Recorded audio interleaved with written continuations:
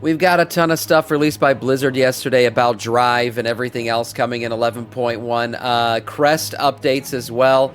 And Mythic, Mythic Plus DPS charts, Mythic DPS charts. Let's look at everything here, see where we currently stand as we head into 11.1, which is likely dropping next month.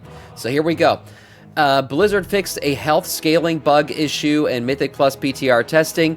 Evidently, at plus 12, the health wasn't scaling good enough to meet the item level and damage output that players were putting. So a little hot fix yesterday went in. People are testing that today. We'll see how that looks. Mythic Plus has gotten a lot of changes.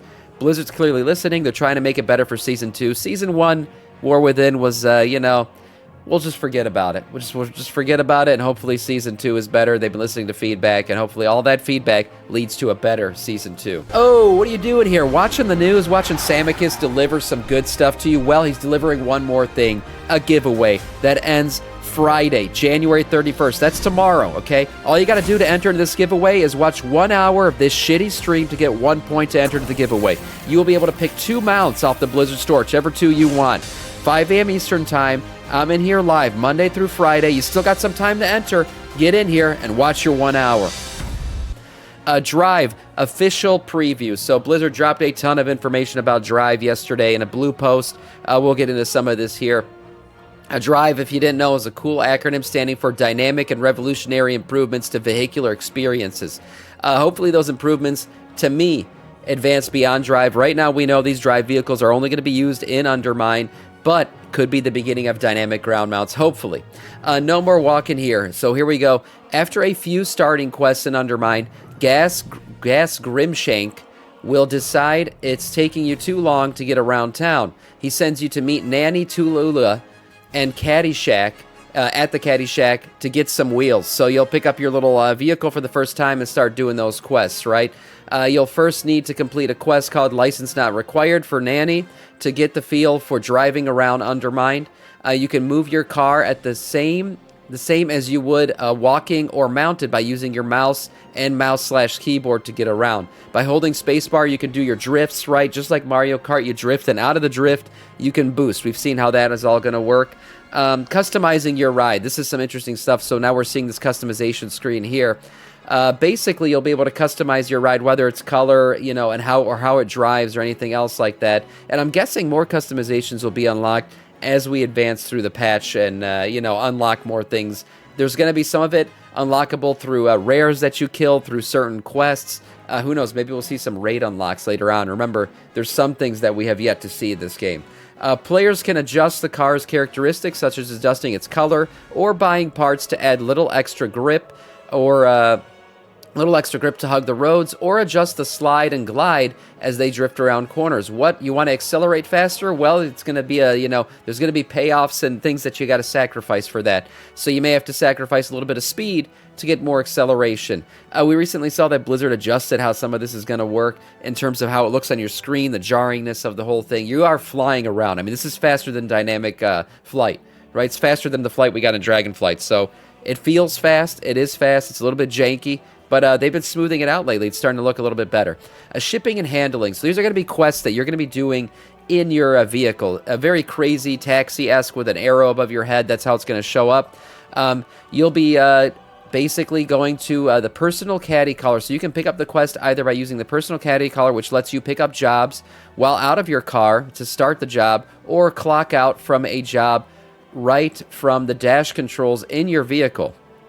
Periodically, you can also take part in surge pricing to earn bonus rewards for completing shipping and handling jobs at the same time as other players. To view the schedule for the next surge pricing, you can use the new quest log tab, which actually shows you, it has an events tab in it that shows you when these things are going to happen by the hour according to your server time, which is really great. You'll be able to see all this and understand when exactly the quests are going to give you the most bang for your buck. Feeding your need for speed. Visit any timekeeper in Undermine to test your driving skills through various courses in Undermine, either forward or reverse. Keep an eye on your boost power and make sure you're drifting to keep up the pace. So this is your dragon riding races. We're getting very much a ground version of this, which is going to be fun. This whole drive thing it's the start of something new, maybe, as they said in High School Musical. Maybe we're finally going to get some dynamic ground mounts out of this, which is what makes me most excited about it. Hopefully they iterate on this system more. For now, it's just an undermined feature, but maybe advances on beyond this. What is up, Codis? Yeah, Drift Racing, let's go. Yeah, it should be fun. It's from what I've seen so far, the testing looks pretty good. Ground version, Sam uses that. Yeah, that's true. Gilded Crest weekly cap for Tier 11 Delves has been increased. We know that we're going to be able to get Gilded Crest now from Tier 11 Delves. And recently we saw that the cap was going to be 18. Well, that cap has now been raised to 21. So about a week ago, the cache was now updated to give you 7 Gilded Crests from the chest at the very end. That was giving you 6 just a week ago. So again, the cap has now been raised to 21, was 18. So that's really good. You can, obviously this is going to be a great way to grind out crests, especially for those maybe who don't do Mythic Plus, don't participate in Mythic raids.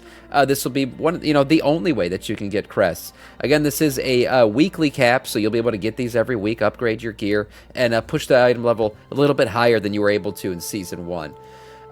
Looking at DPS and Mythic and everything else, we're going to look at both Mythic DPS and the charts and how they look right now, and raid charts as well. So overall right now, we've seen it, how things played out for Season 1. Pretty weighted at the top. We're seeing that Retribution Paladin and Protection Paladin are the 2 most popular specs right now in Mythic Plus. Obviously, Prot Pally is the tank. It is the meta tank for Mythic Plus. We've seen a lot of numbers show that. Restoration Shaman, the best healing, that you can get in Mythic Plus. Yeah, Pally Gang. Yeah, Paladins have been living a pretty good life when it comes to Mythic Plus. We see Frost Mage, Mistweaver Monk, Enhancement Shaman. Shamans across the board have been great, both for rating and Mythic Plus. They've been living their best life. You got 3 specs up here and the top 10. Doing really, really good. Balanced Druid down here. Towards the bottom, I mean, if you're playing Sub-Titty Rogue, Affliction Warlock, Outlaw Rogue, Arms Warrior, Arcane Mage, Preservation Rogue, or Feral Druid, you're not getting invites. You're just not getting invites to things, unfortunately. That's how the season has played out. Really, it's been tough to queue. It's been very much a meta-specific, meta-pushing season for sure. And, it's caused a lot of people to have hurt feelings and, about this whole season and be unable, basically, to achieve the kind of IO that they typically do. Now, you think I'm talking meta, that it's pretty bad? Look at this chart. It is pretty damn bad. Here's a chart. I'm going to pull up this a little bit bigger and zoom in on it so you guys can really get a feel for how fucking outrageous the meta push is. So this is Mythic Plus group composition for the Season 1 in Week 20. And, needless to say, I mean, what is this? About 12.5% of all groups pushing keys are made up of the same combination. That is absolutely insane. And if you're talking about just switching one thing, so basically you got Prot Paladin, Retribution Paladin, you got, what is this? Oh, sorry, Holy Paladin. You got Elemental Shaman, Frost DK, and Augmentation Evoker. So, rolling with that is insane. And then the only thing that's changing between this group and this group right here is you're swapping out Frost DK for Balanced Druid. Is that what's going on? So, I mean, that's crazy. Ret is biz. It truly, I mean, it's doing really good. Anyways, between these two, you got 6.5 here and 12.5 here.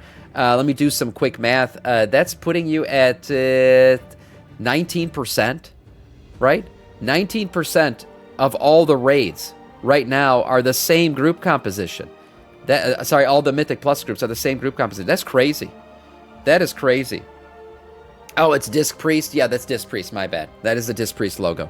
Yeah, so that's the same group composition across the board. Mythic Plus. That is insane. That level of pushing the same group. And then again, you drop below that. I mean, you got one swap out here. It's Frost Mage. So really, I mean, it's even bigger than that. And then obviously tanking. I mean, it's pretty. Look at that. Not a single change. Not a single change. Everybody is running Prot Paladin. So I mean, you could imagine someone like me who's been maining Blood DK. Yeah, it's not fun. It's not fun to queue up for a Mythic Plus right now. Blizzard's working on changing this. They've been working on the meta, rebalancing things. It is what it is. The main thing is make keys less difficult, and people will be less worried about pushing the meta. That's for sure. Moving on to raid numbers. Here they are, the final week 20. This is really it. We're wrapping up raid at this point. Final standings of DPS charts here. in the final, what is it, basically the final weeks. We got only probably 2 more or 3 more weeks of this raid. Let's check this out here. Elemental Shaman, Enhancement Shaman, this is overall DPS. As I said, Shamans are living their best life right now. Rogues are doing really good in Raid. Not so good, some of their specs in Mythic Plus, but in Raid, they're doing pretty damn good. You got all 3 specs up here doing really good. Marksmanship Hunter sandwiched in there and Survival Hunter. As I said before, we were reviewing like some of the best classes to play going forward in terms of DPS. Shaman, Rogue, Hunter. Basically pick a spec from any of those 3 and you're going to do great numbers. I mean, as long as you're decent at the game. Now remember, of course, skill matters. These charts are everything parsed out perfectly, so, you know, take it with a grain of salt. But looking at them, I mean, look at DK's Unholy and Frost here near the bottom, but I've seen them do great numbers in Raid when it comes to AoE. This is Affliction Warlock here, Furry Warriors down near the bottom.